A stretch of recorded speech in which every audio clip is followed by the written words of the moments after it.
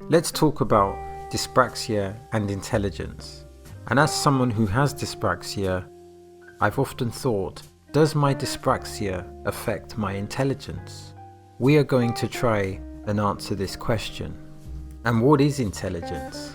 Most people don't understand intelligence, but they recognize it when they see it. So when Lex Friedman did an episode with Sam Harris, we can say that these are two intelligent people having dialogue. And when I see Dr. Cornel West articulate his opinions, I think this is a person of high intelligence. But that in itself does not define what intelligence is. So there are two important phases here. Phase 1, what is intelligence? And phase 2, is intelligence affected by dyspraxia? And let's start this off by stating that there are people with dyspraxia that have high IQ scores. And some have articulated that people with dyspraxia will excel with regards to their linguistic intelligence.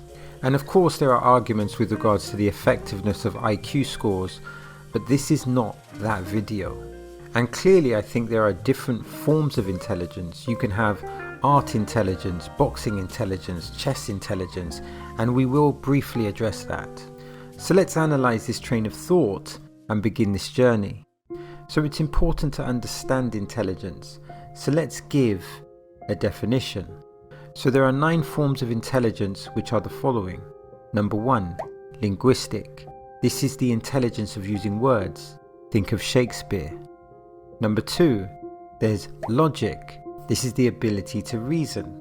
Think of Socrates and the method of Socratic questioning. Number 3, there's kinesthetic.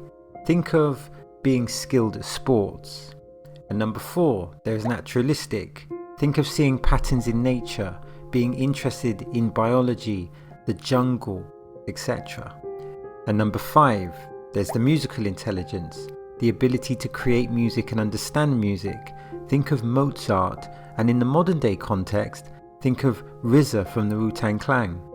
Number 6 is existential intelligence. These are asking questions about life, why we're here. And with regards to this, I would think of a philosopher like Albert Camus.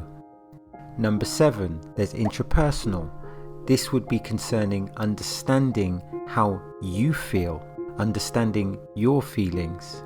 And number 8 is interpersonal, not intrapersonal, interpersonal, which is having empathy and understanding other people's emotions. And finally there's number 9, which is visual, the ability to observe the world in 3 dimensions. This person would be great at puzzles, pictures and imaging. So that's a good example of intelligence, but I would argue that there's intelligence within every specific field. Let me give an example. I would assume Ronaldo would have tremendous football intelligence, and Floyd Mayweather, who is undefeated and had a great defense, would have a great boxing intelligence. Sticking with the boxing analogy, the great boxer Evander Holyfield would put his head on opponent's chest to minimize the damage that he receives. This is great boxing IQ, i.e. boxing intelligence. And the point here is simple. There are different types of intelligence. So here's my perspective about dyspraxia and intelligence. So generally speaking, dyspraxia is neutral with regards to intelligence, because you can have dyspraxia and have a high IQ. You can have dyspraxia and be a great strategist or great at chess. You can have dyspraxia and be a doctor. You can have dyspraxia and be a great scientist. You can have dyspraxia and have great lyrical and writing abilities like Oscar Wilde. You can have dyspraxia and have great football intelligence, have great basketball intelligence, or have great boxing intelligence. So from my perspective, dyspraxia does not limit your intelligence capabilities.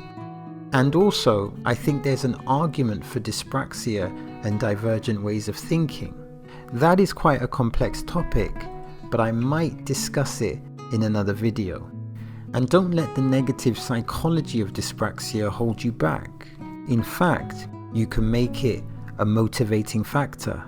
And with that being said, I sincerely hope this video has provided value.